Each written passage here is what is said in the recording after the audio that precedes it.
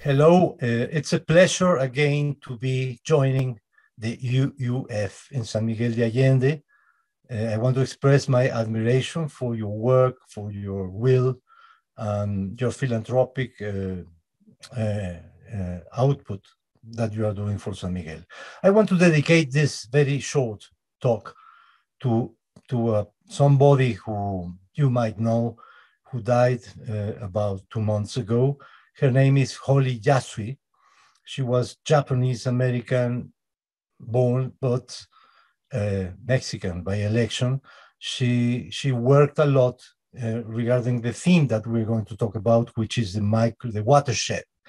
She collaborated with Cedesa in Dolores Hidalgo, with El Charco del Ingenio, where she made a lot of works through the years. And finally, she made the translation of the text, which is the base of this talk about the watershed, the Independencia watershed, and all related to the aquifers. So, Holy Yasui, you are in our hearts. Well, anyhow, this theme, as you know, it's not something new. It's something we have been talking about, water. But I would like to focus the theme of water on the watershed, because the watershed is something we cannot avoid. We live in watersheds. Even the faraway desert, the flattest land, has a watershed, and if we leave one watershed, we get into another one, and our life, it's the natural geographic unit in which we live is the watershed, and not only geographic, cultural, because all the dynamics of society happen within a watershed. And nevertheless, we have a very, very poor consciousness, awareness of this being part of a watershed. This has been a tremendous concern personally. Not yet, please, Wizard Diego. Not yet. The maps are going to be a little further, please. Okay. Well, I keep on.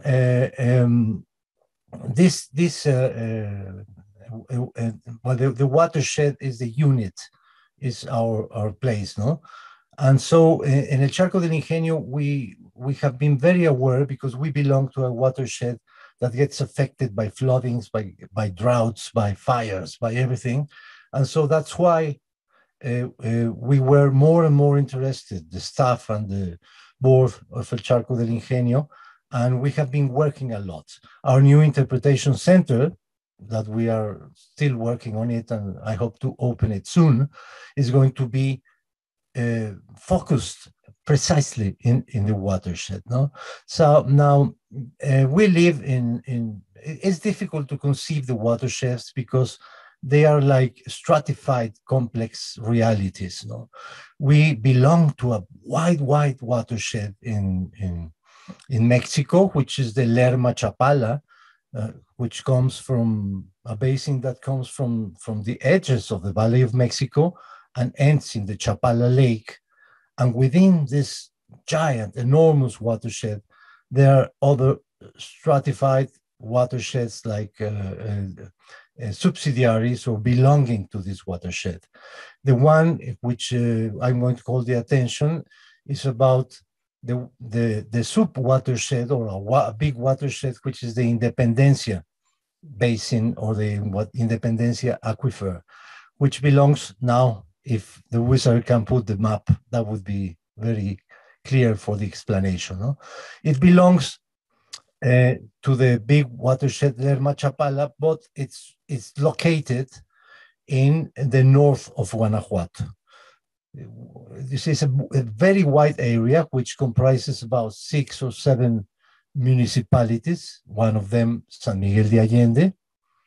And so this giant watershed is being called the Independencia, or the Upper Rio Laja, or the Laja River, the Upper Rio Laja River, which is a very wide basin that receives the water from many ranges and many mountains, and they all gather in the center of the watershed and arriving in the Presa Allende, in front of San Miguel de Allende. So if, Wizard, if you could please put the map that you were going, that's it. You see you see here, you can see the map of Guanajuato to the right, upper right, no, within Mexico. It's a central part of Mexico. And that the Independencia watershed belongs to precisely to the northern side, which is a semi-desert. It's not like the Bajío region, which is more humid. No, this is a very, very dry, semi-desert area. So many municipalities belong to this watershed, and it corresponds also to an aquifer. Because you see the effects of what happens in a watershed is anything that happens in a part of the watershed affects the other one, and not only downstream, but only underwater. So the case of the Independencia watershed, to which we belong, San Miguel de Allende, it's very clear. If you can, please, Diego, scroll or do a zooming, that's it, you see? No, not yet. No, the one above of the Independencia watershed, please. Yes, if you can simply make a zoom and scroll it down a little so people can see it. Because now there's an image that is blocking there it is. So you can see that black spot corresponds to the north of Guanajuato, which corresponds to the Independencia Aquifer, which is something we have discovered, that we belong to one single aquifer. So all this area has been submitted to a tremendous stress of extraction of water, mainly for agricultural or agro-exportation reasons, especially after the first NAFTA. There was a fever of exportation of vegetables from humid lands like broccolis and spinach and things like that, but planted in a semi-arid region as it is the north of Guanajuato. It was disastrous because all the superficial water was totally depleted. So we had to go deeper and deeper and deeper and deeper, and then we got the fossil layers, very old, geologically old layers, and these layers are in contact. The water in these layers is in contact with minerals which are harmful for the health, like arsenic, like fluoride, like many others, even mercury, even lead, even a lot of minerals. No? So, but this greed, this tremendous obsession about exportation of 85% of the water extracted goes to irrigation, totally irrational irrigation of this kind of crops that go for exportation. But there's a little left for the human consumption or for a domestic or a traditional agriculture. Also, the cattle grazing and everything pulls a lot of this water. Anyhow, this Independencia watershed has several sub-watersheds. Now, if Diego, could you please scroll down the image? You see, this wide Independencia watershed, if you see in the lower part, there's a sub-watershed, which I want to stress a lot, because this is you see the Independencia, the flowing of the water in this basin. The last part is the Presa Ignacio Allende, la Presa Allende. And so all the water spilling superficially from this area goes to the Presa Allende. But there's one sub-watershed which is subsidiary to the Presa 2, which is the one which is in the red color, which we call Tambula Picachos. You know, the Picachos mountains, we know very well because they are our mountain ranges. And the Tambula, they are two extinguished volcanoes. And La Margara, So they really conform this basin.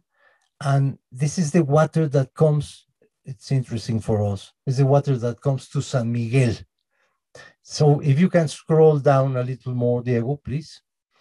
You see all the municipalities, and the last one at the very bottom is San Miguel de Allende. There it is. This is the Támbula Picacho subwatershed. You can see clearly the Presa Allende. You can see San Miguel, which is the red color. And then you can see the Charco del Ingenio. And it's important to mention the Charco del Ingenio because all the water that comes from this watershed, or most of it, let's say 90% of the water,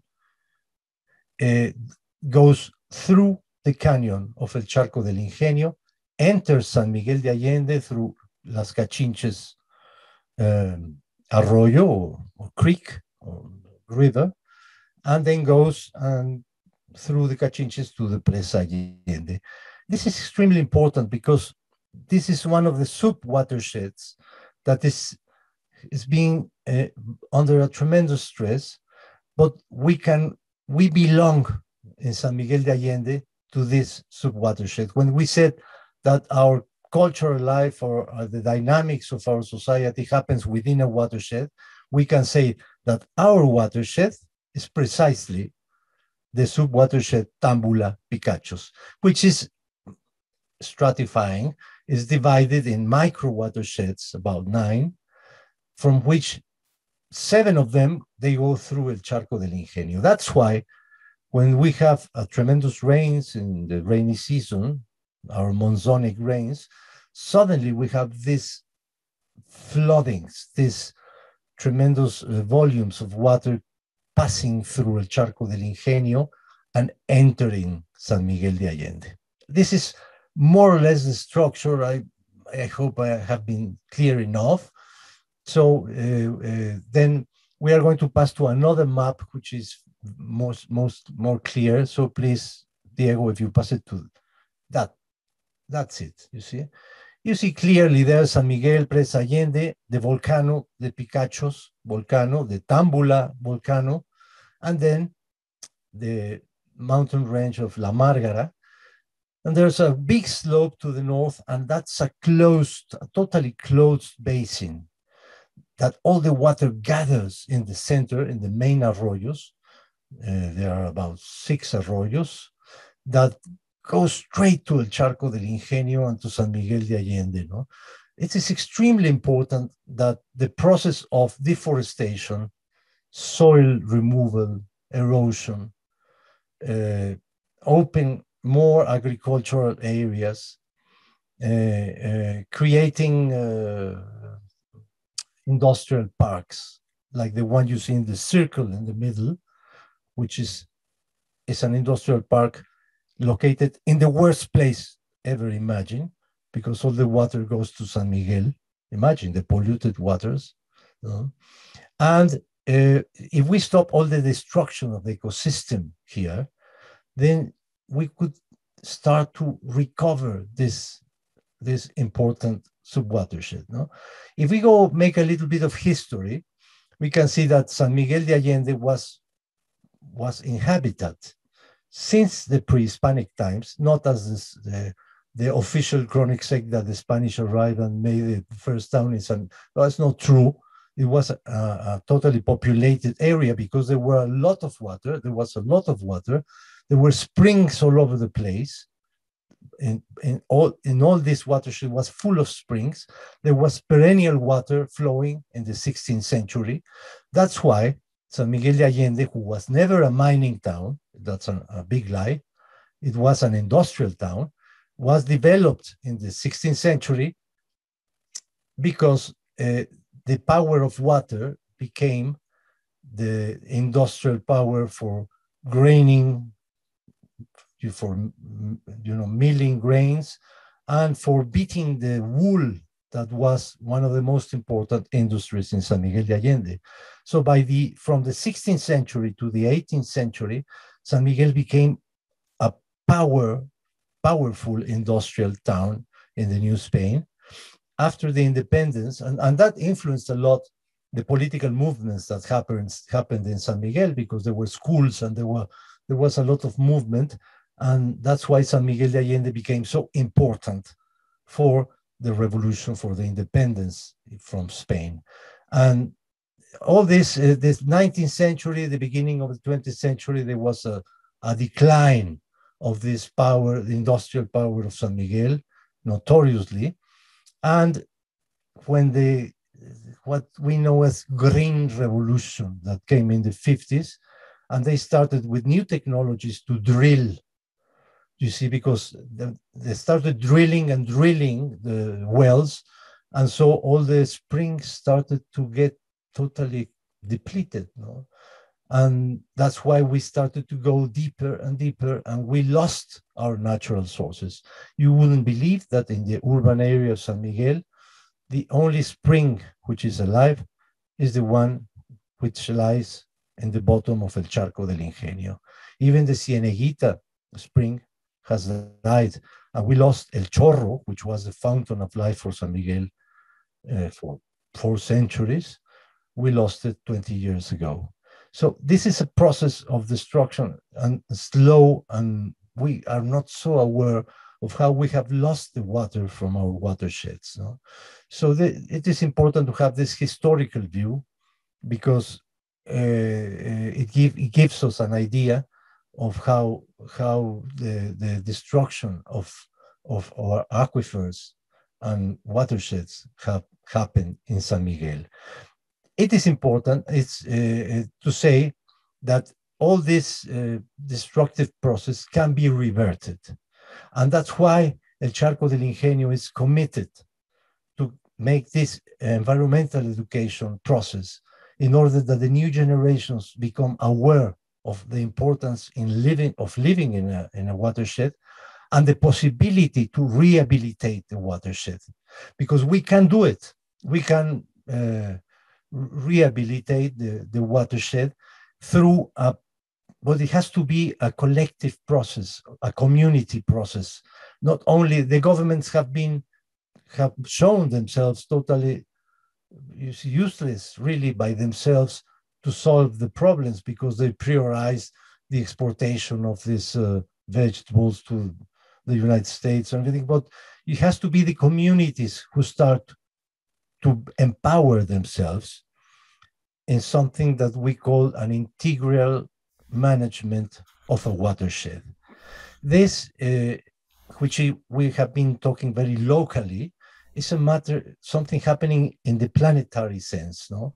And all the problems you are seeing, all these tragedies of migration, we can see all the Central American and Haitians, and from crossing Mexico trying to go to the United States, is a consequence of this devastation of our watersheds, plus the climate change process that have been expelling people from their own countries, their own communities, and looking for a better way of life.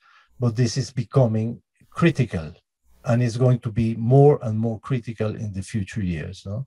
So I would end saying, let's work hardly to create an awareness of the importance of watersheds, water, and aquifers.